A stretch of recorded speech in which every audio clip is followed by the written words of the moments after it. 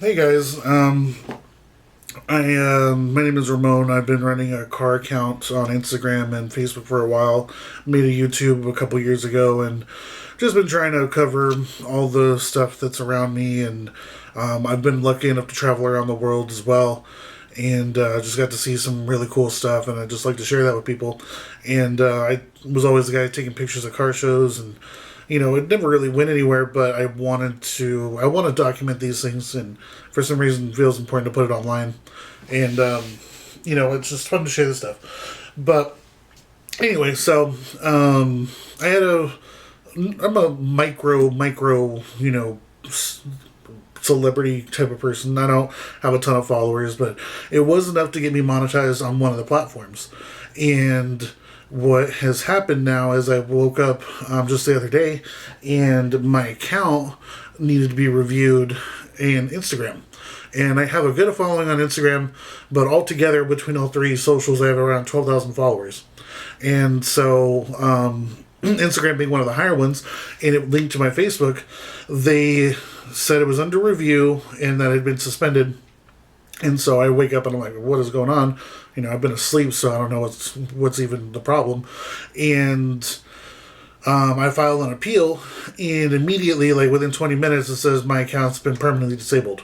So I don't know why. They said I violated terms and conditions. They didn't give me an example. They didn't give me any warning. They didn't give me anything. And you look on Reddit, and this kind of happens to people out of nowhere. Sometimes fairly, sometimes unfairly. The only thing I could think of that I did any different was I've been liking a little more edgy, like anti-government, anti-flock camera stuff. I don't know, and I wouldn't say I've been shadow banned, but my reach compared to a couple years ago when I would get followers like crazy, based on the cars that I had, was a lot different than what it is now. And now it kind of is just the same group of people that I'm publishing my stuff to, and that's fine. I don't really care. I do this because I like the cars and stuff, and that's why you don't ever see my face. But at the same time, I would like to reach more people who care about this stuff because I care about it. So, on one hand, it's like the followers don't matter in a sense, but they do because I want to talk to people about cars. Like it's the only thing that I really care about doing for any extended amount of time, and it's fun for me. And I've been lucky enough to go around the world and see stuff that people can only dream of, as far as Daikoku and just all that kind of stuff in Dubai. And I want to go back out there, and I want to continue to show people the stuff that still matters, as far as like what cars mean to people and how that really plays into just life in general, because there's so much stuff going on that if you have a passion about something, you should pursue it. And I've always kind of tried to put my money where my mouth is, as far as I want to have the most out of life. And for a long time, I got a little bit in a spiral that it wasn't going to happen, or the best had already kind of come and gone. And it's just not the case. There's a lot of stuff out there to see and do, and people to meet. And the car thing has been crazy, because as much as people complain about the bad sides of the scene, there's so much more good if you're just willing to like open up to it. And so anyway, I wake up and the Instagram is deleted, and they're linked to Facebook. And so now my Facebook is suspended, and that only matters to me in that was the smallest following, but it was monetized. And I was actually seeing money come in through these bonuses. And so I wake up, and basically 12,000 people don't know where I am anymore, because I'm getting tons of messages, and I'm getting calls from people. And good looking out there, they're good friends, because normally I'm just putting stupid memes and chats and stuff. I'm not doing anything crazy, but people are wondering. Normally I talk to a good amount of people on a daily basis, and they're wondering where I'm at, because I just got scrubbed online overnight. And so, thank you everybody for checking up on me. That's super cool. It's amazingly appreciated. But so, with the one thing that I'm starting to make money online, and I want to continue doing this, and I want to make it a real thing, even if it's not going to be, buying Koenigseggs, I do think that I have a unique opportunity that I can show people things that they normally wouldn't see, or even, make a build that nobody kind of is doing right now. And I see the space as there's a lot of opportunity, and I want to take advantage of that if I can. So there's about 10 years worth of media that I lost on Instagram, about 15 years worth of Facebook stuff that I lost. And it's just, they said that I violated the terms and conditions and I can't log into or get into the account whatsoever. I can't save all my pictures. I can't archive them. There's nothing. It just, when you log in, it just says that it's been suspended and you can't get it back. You can't talk to anybody. It's all AI now. They did an AI appeal and then they're like, no, we don't, you're still violating our terms. And again, no reason, no example, no trial, no whatever. I kind of suspected being shadow banned in the past just because my following doesn't keep growing like it used to. But at the same time, I didn't really matter as long as on Facebook they really do push. If you have content, more people see it and interact, and it gets more views than likes per se. I don't really care about likes. I want Discord. I want people talking and liking stuff and sharing their stuff. That's what I care about. I care about the community. I don't, the rest of the stuff is just come and go. I don't do this for, internet clout or whatever. I like what I like, and I think that it's cool to interact with other people. And even if I don't like something, I try to, talk to, see what their perspective is on a lot of things. And if you know me, that sounds a little crazy, but honestly, like if there's certain brands that I like or don't like more than the others, if there's a car guy around, like I'll talk to them, or car person, whatever.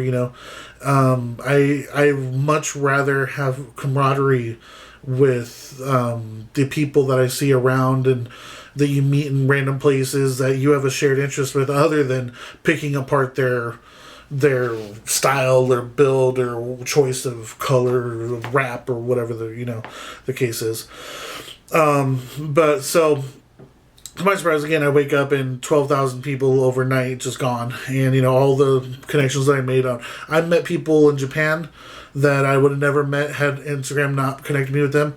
I've had relationships through Instagram that are, once in a lifetime things. I've had friends come and go on there, but I mean, the thing is, this social media stuff, as bad as it is in some cases, it is really good because it connects us in ways that we just wouldn't. And I have friends all over the world now that if I go to a certain place, I can go eat with them. I can go stay with them. They give me gifts. I give them gifts, and that's just unheard of. That's a blessing, and I want to continue to do that and share that, and I want other people to do that too. So my initial reaction was I panicked. I was like, I immediately appealed this decision of what they thought I violated, and they're just. It's just a very flippant, okay, well, it's gone forever. And if you look this up on Reddit, it happens a lot to a bunch of people, and there's no recourse. You can maybe get into Meta AI help if you have the little checkmark thing and you subscribe to that, and maybe get a real person to review what happened. But other than that, and I can't find, an email to connect to, or, any type of team. It's just, all of your stuff is gone. And I have a backlog of all these pictures, so I'm not really sweating it too much. It's honestly annoying because I finally got to a point where I felt recognized that I was providing a service to people.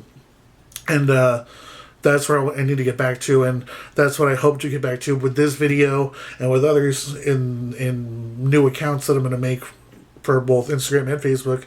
And that I hope I can get, not just the following I had, but even more so I can bring better stuff.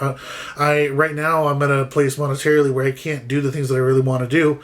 I have some of the things, like I made good decisions in the past, and I've been able to enjoy those things, and I'll kind of get into that a little bit. But the thing is, I have crazy dreams. I want cool stuff, and it's not just like for me, like I want 4 McLarens or something stupid like that. I want to build something really cool for people and inspire other people the way that I was inspired and saw through. I grew up with magazines and at the time that I was really getting into cars pre my license, we used to have to buy disposable cameras and then go to like Honimport Nights, and that was the biggest show in anywhere around. So you would go to Walgreens, you'd buy a camera, and you would snap pictures of every car in the parking lot and every picture and every car in the show, and you'd go to get them developed, and you'd come back and hope your pictures weren't crap. But that's how long I've been doing this and how much I've cared about this stuff. And growing up in the magazine era, you don't just have a stance build with crazy tilty wheels on it and it shocks the internet for like a week and then it goes away. You really savored things, weeks and months at a time, where something would come up and it had to be top notch. Like, you couldn't cut corners in a way because there was such small attention being paid that you only got so many pages and so many covers of these magazines that you couldn't just put a bunch of spacers on a car and get a ton of views overnight. It was like you had to build some reputation and show that you knew what you were doing, and the quality was higher than because the gate was smaller. But that's where I came from, and I think that we can get a little bit of that back. Of course, I like where all this stuff is headed, and everybody kind of has a voice, but at the same time, there needs to be people who can kind of guide the way for people who are either just getting into it or the people who kind of, need a little bit of correction, because honestly, there's just a bunch of stuff out there that's just garbage. And so I think people realize that, and there's a lot of vapid, nothing videos where if you go see like a review of a car, they say the same tired tropes, the same tired things. Eventually we need to get into car reviews, and I want to do stuff like that. But again, I don't want to just say like, oh, well, the feel is great, but it just depends what you want. Like, that stuff just, it's so cliche. And, there's only so many things I guess you could say about a car, but like, I just feel like a lot of these people have been lulled into a sense of doing what's safe, and I want to be as truthful and as honest as I can with stuff and have my own opinion, but I want to provide that to people and also like kind of help shape things and move the culture forward the way that it was presented to me, and continue this thing that I like to do, and hopefully others will too. So moving along, there was no solid evidence or reason for this to happen to me. I pissed them off with the things that I was resharing as far as anti-flock stuff, because I don't think the surveillance stuff is a good idea. It's just, we can't, back in the day, we used to be able to go to like a Home Depot on like a Wednesday and have a meet. And as glamorous as that sounds, being in a parking lot at 12 at night in the heat here in Arizona, it was still really cool. There was people who came out, and it wasn't, if you didn't go out, you didn't get to see anything. So it wasn't like you could just stay at home. You had forums, but people weren't meeting up and taking pictures of their thing, like a meal every day. Like, oh, this is what I'm doing, like they do now. You can just go to your garage and take a picture of your wheels that you just cleaned and, whatever. But if you wanted to see something cool that was local, or anything, what was pushing the boundaries or anything like that, you went to meets. And now you will get like pushed out of places. Now they don't want you around, you're loitering. And after this COVID stuff that happened, if you remember that even, they just, it's weird. You can't just group together and be a group of what do you call it? Of like-minded people sharing something, and it's viewed as a threat, somehow still. That, people, everybody's up to no good, and they're gonna cause property damage and stuff, and we're just a bunch of, like, dudes, people in a parking lot looking at static cars, there was nothing crazy about some of the stuff, and, we got away with more stuff. There was more, more racing down the side roads and stuff, but there was also less people just jumping out in front of stuff and crashing and stuff like that too. Like, it's not all rose-colored glasses, but at the same time, we had more freedoms, and I'm afraid that if we let them take that away, you're not getting that back. All these prices of stuff where everything gets higher and all of a sudden you're like, it'll come back down. And it doesn't. You don't get those things back. So I feel like it's really important to say what matters and what's truthful, and, fight against some of this stuff, because it's, if you don't do it, nobody else will.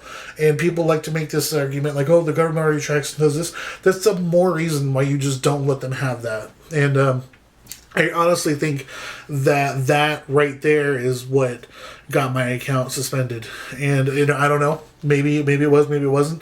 But I've been leaning a lot more towards that and being a little bit more vocal. But also, I want people to understand this was a car page that I had. Like, it didn't put like my birthdays. I didn't put like random, go vote for this guy or whatever. I just put like I used to back in the day. It was just song quotes from like the '90s of rap music and my cars, and that was it. And kind of pivoted, and I want to like say like, what do people think about?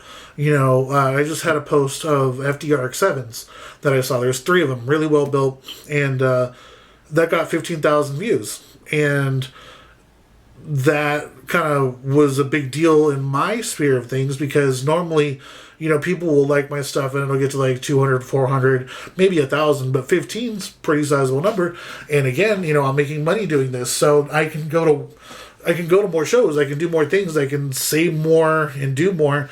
And to me, that's everything. That's all I want to do. So if I can get to a point where I can buy, modifications for my car and then show people the way of where to go, like that's what I want to do. I want to build the coolest version of what I can. And, it's going to take some help because otherwise, I'm not, I don't make a lot of money doing the job I do now because I got burnt out on the bureaucratic stuff. And, this is my kind of my way of doing that. And if I don't make $1 billion, I don't care. But I also want to do what I love doing, and that's just bringing car content to people. So that's why this matters. It wasn't just like I messed around and memed a lot and whatever. I try to be respectful of people and online and not be a total jerk, but I will give an opinion or two, whatever. But, to have my stuff taken away for no reason is kind of appalling. And it also can happen to anybody. Like, I haven't done half the stuff that these other guys do. People get banned every week from their DMs and all this other stuff, and they act wild and crazy or whatever. But I like stuff and think it's funny and share it with people, but I don't go out of my way to do a bunch of crazy stuff for a car account on top of that. And it's linked to my personal too. Like, my family is all on Facebook still. I don't do anything crazy. So anyway, just kind of, I didn't expect this to happen. And so that's why we're talking now. And eventually it was going to happen. People have been telling me to get in front of a camera for a long time. So here it is. But, so that part's over. They, suspended my account. Can happen to anybody. I'm, again, not a huge celebrity, but I also have a decent enough following that they were, encouraging me to do more stuff. And more people had been saying they like what I was doing. I just shoot stuff with my cell phone, and people thought I was using a camera. I don't have a bunch of high-powered stuff. I'm using an old Canon from 2012 to film this right now, and that's just because it's just what I have available. And again, this stuff doesn't matter. I don't care about having a crazy awesome camera to go run around places and feel important.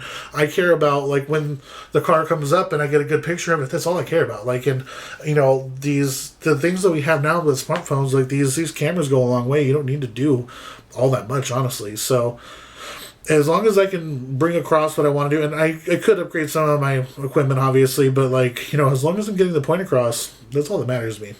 So that's kind of the situation. And if you've been wondering where I've been, that's kind of what happened, is that they just took my stuff overnight. I couldn't message anybody, I couldn't talk to anybody, couldn't say what happened. I couldn't save any of my stuff. There's again, years of stuff from my old first car to everything on all sorts of those, from Facebook to Instagram, and just gone. So I've been trying to diversify to YouTube anyway. I need to still get monetized on YouTube. I've been trying.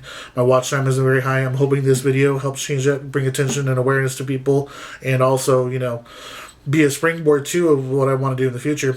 And so now I want to give a little bit of intro to who I am and why that should matter at all.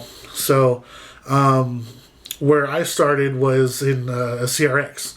Technically, I had my dad had an EM2 Civic that was automatic on 18s with like eBay spoiler and carbon fiber hood, and I thought that was the coolest thing in the world. And I didn't have a license, but I was driving really at a young age, just messing around. And so I would take that to junior high every once in a while and like get picked up in it and like drive away.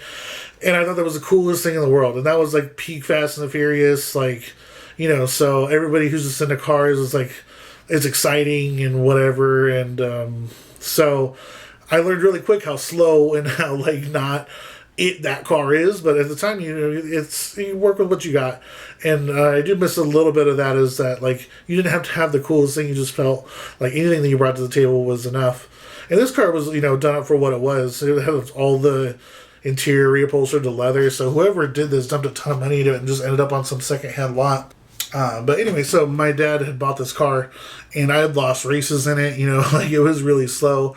And eventually, I had overheating problems like they all do, and blew head gaskets and stuff. But my real car was a $650 CRX, and when we bought it, it was a friend who was trying to put it together, and the transmission wasn't made with the block. So I picked it up with the transmission in the passenger seat where it should have been. It was a fully stripped out track car. Like there was no HVAC. It was all different colors. It was this little 88 SI CRX. But the thing is, that car, I held on to it for a long time. And now it's with a YouTuber in New Mexico.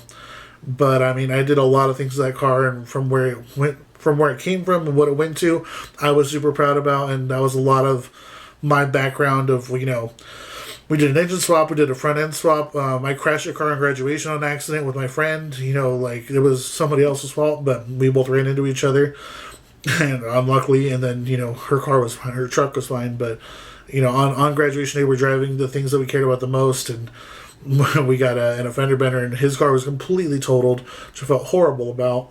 And my car just had the front bump, the front hood just a little dented, and I get a new front end, and it's all good, and and I got a SIR swap and all this other stuff, and eventually got the car painted, and that car was everything to me for a long time.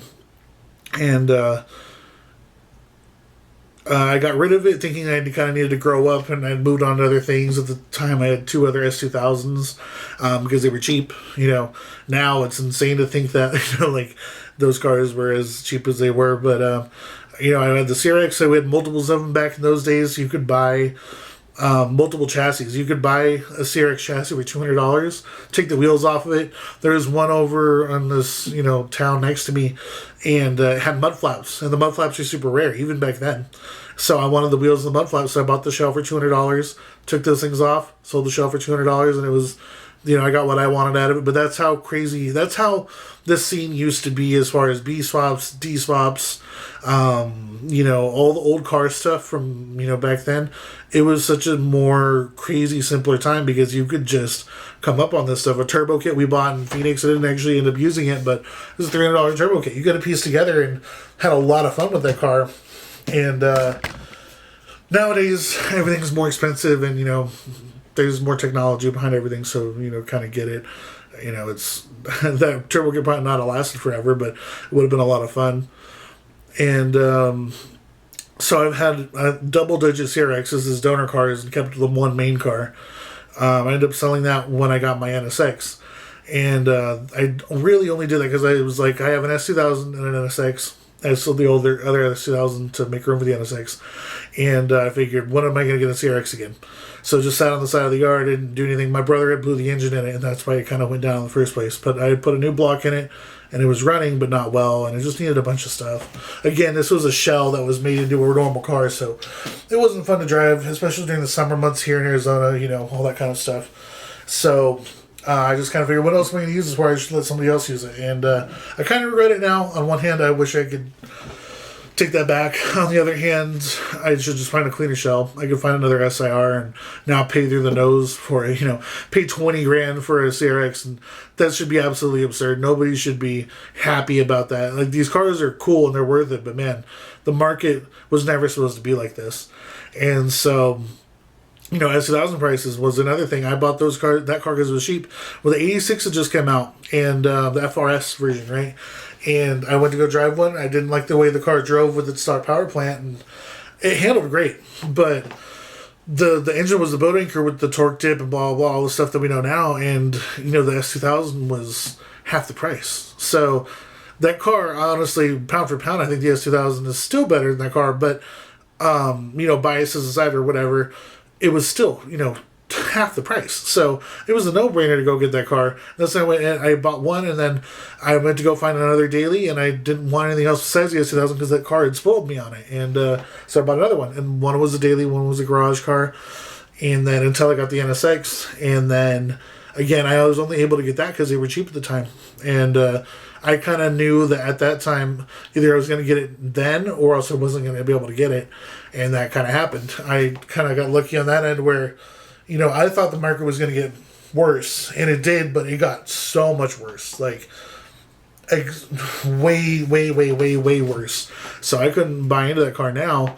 But that's also, again, a lot of these guys do things with their NSXs, and some of them do, and that's great. But I want to go even further. So I've got into the door, and, I got to, when I first got it, I got to pretend to be rich, like, oh yeah, I made a great investment, blah, blah, blah.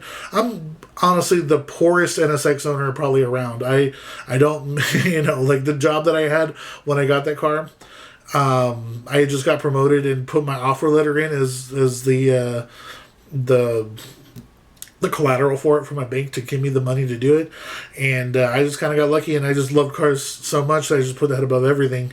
And I lived a little bit of life at that time too to, this was the only thing I really wanted to do. And, on my end, I think it paid off because, I got my dream car, and there's nothing else short of like, some crazy unicorn car that I would ever give that car up for. I don't pine for anything else, honestly. Like, other cars are cool, but this was the attainable dream car, and I love this thing. So, but I want to go even crazier. I want to put a bunch of stuff on it. I want a JGTC car for the road, and those cars now, the parts from aren't cheap at all. They've never been cheap. So that's also a part of why I want to do this YouTube stuff. I want to make a crazy NSX that the world deserves. Like, I think that there's still stuff out there that can be done, and make that a real poster car for people and be like, this is the potential this car has, because it's a phenomenal car. So I got serious about this stuff a couple years ago after traveling the world a little bit, thanks to my buddy who kind of got me out of the slump. I kind of got depressed, and then he pulled me out of it. So I got to see the world, and then I was like, you know what, I'm going to do what matters to me. So I made an LLC, and I just now did the stuff for the podcast. As far as making that, I eventually want to bring people on, talk to people, talk to the community, talk to whoever I go in front of. And, I've been kind of putting it off because I just don't really care to be in front of the camera. But I honestly just, since this happened, I don't care. I just want to, move forward, and, where I am is where I am, and that's it. So, yeah, that's about me and my credibility, so to speak. I'm into, big Honda guy, obviously, into time attack stuff and racing, but a lot of Canyon stuff. I love all the old JDM cars. I love exotics. One thing that I really try to focus on is I don't like to get cornered into one niche. I like lowriders. I loved old Pontiacs. I like,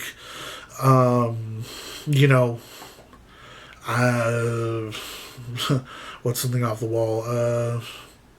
K cars, I don't know. Vipers, Panos, whatever, all sorts of stuff. And so a big hurdle that I had was I didn't want to just narrow in on one thing too much. I wanted to cover everything. So, watching Larry Chan, obviously, and Speed Hunters was like everything to me because they covered everything, and that's where honestly I really wanted to go, and then that all folded, and so Turnpike Global, hit your boy up. But anyway, so I just wanted to give you some background on me, a little bit of why I think I know what I'm talking about a little bit, as far as just some of the old history of how things used to be, because a lot of people just don't know this stuff, and they forget about it, and they don't know what it was to see a Blob Eye STI when it was brand new. Like, that was such a cool thing in the day. And I have this old sport compact car here. I tore a lot of magazines up and put them on my walls here, but this was one of the first magazines that I bought with my own money. It was the day after my birthday in 2004, and this is sport compact car. It doesn't even exist anymore. These guys, they went and they flat blacked their STI, took off the wing, and just a bunch of crazy stuff. They just did this rattle can on their paint job, or rattle can paint job in the garage, and now it's like, what kind of magazine would ever do that? And it kind of seems ghetto, but this was pushing the boundaries. This was like, they got a brand new car and they weren't afraid to, do something different. And 2005 Eclipse is on here. Like, it just, the history that I was able to witness is, I think, really cool. And I think that was the best era of the stuff that we have now, as evidenced by the prices of all these cars. Honda tuning. I have years backlogged of this stuff. This one's a 2006, January 2006. And this is what shaped me. This is my automotive Bible. Like, anything that I saw in here was, this was just regular Honda news or whatever. But the difference was they had such incredible insight to what cars, what builds really stood out. And looking at these things, they're timeless. They really are. Like, there's stuff in here that people wouldn't really appreciate until much later. Because to do this stuff, when these cars are only a couple years old, put ITBs on them, and, it takes money, but also, like, you can't just, to know this level of insight of, like, picking the right wheel choices and the right parts and, sourcing all this stuff and, seeing what the guys in Japan are doing to emulate them and, like, all of this stuff. Like, that's not... When you learn, like, I'll have a video, too, on, like, proper builds, because that's a big thing that I think a lot of people have lost. And, you can throw a bunch of parts at something that doesn't make it a build. And so these guys knew what they were doing. And I want to help share that. So I'm running out of time here. Hopefully this wasn't a waste of time. I'll put stuff up for you guys to see my kind of build progress. And hopefully you'll follow my new socials that I'll make right now. And then we can be better than we ever were. So thanks to this little, them pulling the rug out from under me, maybe we'll make it better. So thanks for watching. Thanks for listening. And appreciate it. Thanks to all you guys for all the love. See ya.